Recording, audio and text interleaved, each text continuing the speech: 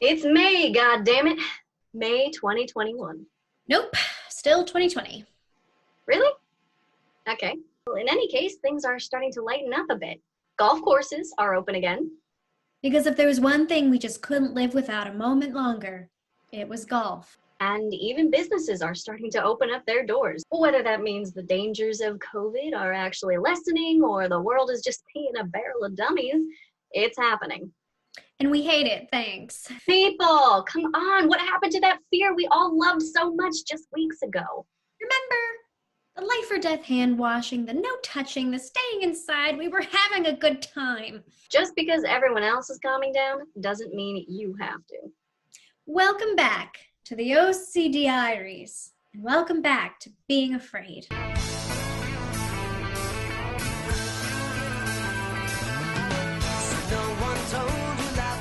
Viewers, do you remember being a child? Those of you that were once children. Being a kid came with a lot of responsibility. Now, as the fear expert in my family, I was always keeping everyone else in check, reminding them not to swim out too far in the ocean, switching the light switch 4 times to ensure their safety, the usual. When I was little, my brother took advantage of my fearfulness. Once when I was digging in the yard, I found a green worm, and he told me I would get Ebola if I touched the dirt that touched the worm. But the children of now are sacrificing more than we ever did. No play dates, no playgrounds, no school. Which is exactly as it should be.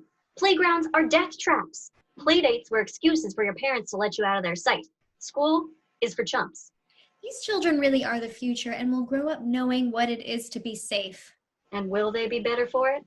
I say yes. But you don't have to take it from me, a non-child. Here to talk more about kids in quarantine, we have our first guest, an actual child, Jack.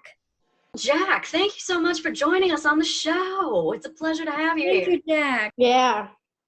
Great. That's a snazzy mask you have there, sir. And your Kermit tie. I can't take any risks. How has it been for you these past few months? It's been good. There have been rumors that you actually miss school. Is this true? No. Who's better at teaching you, your parents or your teachers at school? Probably my parents. Whoa, hot take. What have you loved most about quarantine? Not being in school. When this whole corona thing came to be, how did you sort of first find out about it? How was it explained to you what was going on? First, someone said, coronavirus. And then I was like, what's that? And then, yeah. Did your parents talk to you about it? They said don't get coronavirus. Sure. And did you? Did you listen to them? Yes.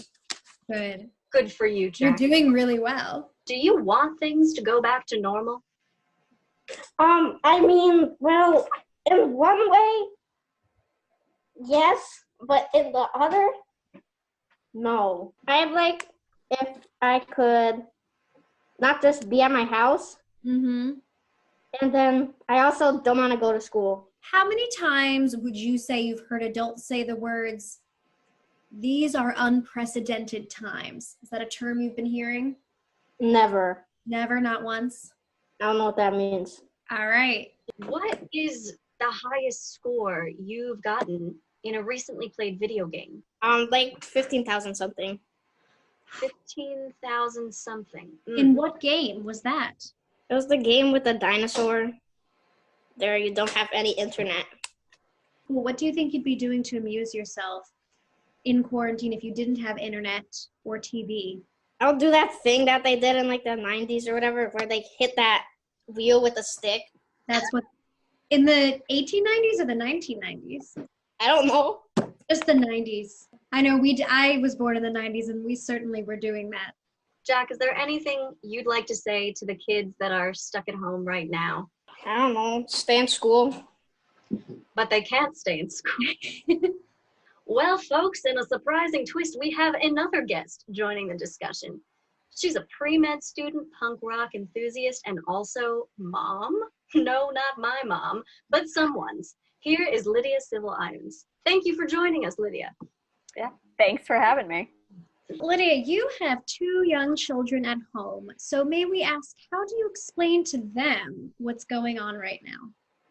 Well, one of them just turned a year this past week, so I don't have to explain anything to him except please stop pulling on my hair, or no, not mommy's nose ring. But my daughter is 5, and she is a pretty smart 5. Like she's pretty with it. And so we've explained it to her as like, well, there's this thing happening in the world. It's kind of like a really bad flu. And when you get sick with the flu, you can't hug your friends, you can't go to school. Well, right now we're trying to keep everyone from getting this. But for a while, I think she didn't understand that it was happening to everybody. I think she thought it was just happening, like she was responsible for keeping everybody safe. Is this going to change how they view the world when and if things go back to normal? He's not going to know the difference, but it will change my world and my husband's world because we have to figure out childcare. Like early childcare for real little kids is so touchy, like it's a lot of being held by your caregiver, being put down, diapers. For my daughter, it's going to be, I think it's going to be a lot of wearing masks, which is going to be really hard because she's at that age where the social emotional cues are really important for her to learn about. Like, and if I'm talking to you and I've got this part of me covered, like little kids aren't going to be able to pick up on that as much. Oh. They don't understand smize yet. Yeah. Before this all happened, right? I was pumped. I was like, dude, 5, that's when you can do gymnastics. That's when you can do music lessons. That's when you can like get out in the world and start like flexing your like individuality muscles. My job is different and like going to buy groceries and being out in the world is different. And I don't get to see my friends or whatever, but at least I can like conceptualize that and I can process it as an adult human who has these different strategies of how to deal with stressful situations. But for her, it was just like, I was super fucking pumped about gymnastics and now I never get to go again. It just like hurts my heart how much she's lost. But her teacher was like, but she's also probably the most resilient of all of you too. Like think about all of the crazy stuff that like kids go through all the time and they come through and they're fine. Like she's going to be able to bounce back from this. It hurts your feelings because you're a wounded adult with lots of baggage. It's not hurting her feelings in the same. Yeah, there it is. Should you guys go to summer camp? Yeah. Sleepaway or? Like a sleepaway camp for like a week. Did you do that ever? I did that once. My parents never let me leave their house. The reason why I ask is because there's this like weird thing that happens when you are stuck in a very like concentrated bubble with people. And maybe you guys have had this experience in like, theater groups or plays or whatever, where you're together all of the time and it feels like one day is a week. And you just feel like there's this exponential amount of like relationship growth. And I call that summer camp syndrome because it's like when you go to summer camp, you like make a best friend and you guys are with each other all the time. You're like, you like grape soda? I like grape soda. We're going to get married, like, woohoo. I feel like we had that first 3 weeks. It was like summer camp syndrome. And we were like, yes, hanging out, me and you. We're going to learn to play this game. I'm going to teach you about tic-tac-toe. We're cresting the hill of week 10 now. And so now it's just like, these things that I had all this energy for, I don't really have the energy for it anymore. And so I'm just trying to be really upfront with her about that. So she's like, let's do it. And I'm like, I'm just so tired. Like, I just am so tired. And sometimes she can hear that, but when she can't hear it, I just have to be like, integrity and grace. And I keep repeating that to myself while she like yells at me about the peanut butter touching the jelly or whatever. How else would you make a sandwich though if they aren't touching? They have to touch, don't they? Please tell me how. How do you instill these safety precautions like the mask, like staying inside and not seeing your friends into a young person's routine without freaking them out? Or do they freak out? And freaking out can be good, as we all know. I love freaking out. There's some really great cartoons and also like slow-mo videos of people sneezing on YouTube. So I showed her, I was like, this is somebody sneezing. Check it out. Look how far that sneeze goes. Gross, right? Like that is so far. And like every time you breathe out, a little bit of water comes out, and in the water is where the germ lives and all of that stuff. And that's why we're covering our faces. And I kind of try to keep it about how we are in a position of power to protect people. Jack, you have gone through so many masks, dude. How many masks do you even have? You have like a mask hoard. Yeah, I have like 3 masks. And then I was gonna put this here and then like go away. but then You're stand-in. Because you think that we would have mistaken that lion for Would you. have believed it was you. Yeah. I also had this frog just in case. Jack, what's the best thing about being a kid during this time? Not being in school, Jack, what would you say is the hardest thing right now? doing a bunch of homework. Lydia, what's the hardest thing about having kids at this time? Oh my gosh, what's the hardest thing about having kids ever? So for like the worst thing about having kids right now is like the just monotony of having to keep a really strict schedule so that they stay in a rhythm so that they can cope. But that's also the best thing too, because like, you know, I have to go outside. I have to eat. I have to make sure I'm getting exercise. I have to be quiet or come out to the garage. You know what I mean? One of the things too that it's been really helpful with is that I have always been really into teaching Ren about bodily autonomy. Like, and we have this book called Consent for Kids, which you may have seen at my house. And it's like all about like boundaries and what's your boundary and my boundary and what does consent mean. And so she kind of already had that language, but I think this is a really cool moment where people could teach their kids about like respecting people's boundaries and taking care of their bodies and taking care of people's safety. And so I'm kind of hoping, you know, my like soft, smushy heart inside bits is hoping that like maybe we come out the other side with people who are a little bit more respectful and caring. So we have a device called the Fearinator. And basically you name any fear you can think of, we input it, and the Fearinator generates any kind of outcome. But this week we are focusing on the most neutral, most okay possible outcome. First week was the best case scenario.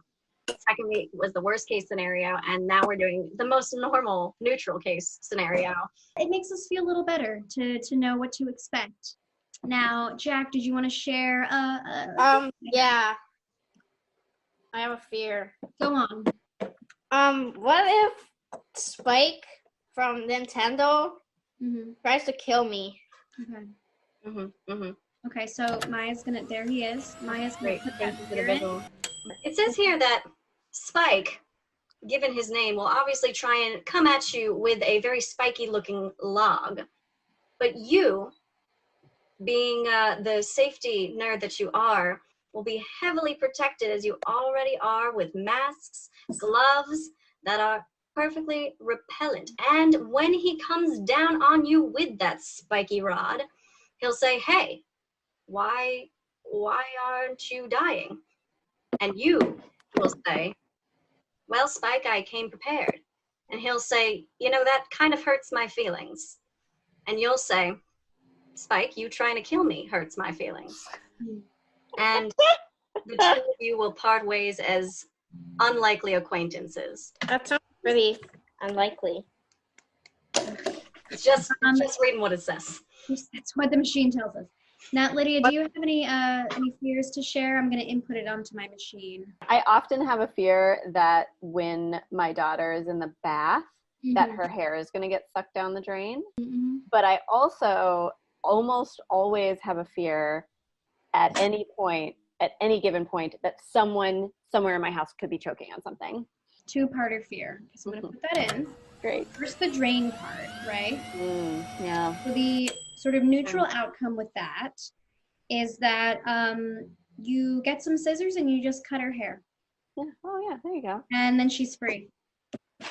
And then she's got a trendy haircut. And then I'm going to input the second fear, which is about choking.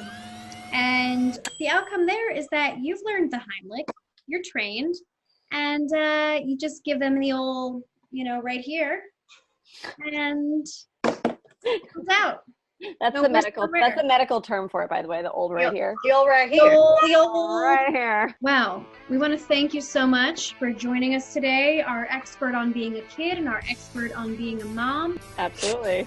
Thank you for being experts on fears and anxiety. You're welcome. Always. We have PhDs. Very snazzy. All right, so here's how you get your tie, and then you go like this, and you go like this. Oh, like a scarf. Yeah. Just a nice, the most professional way.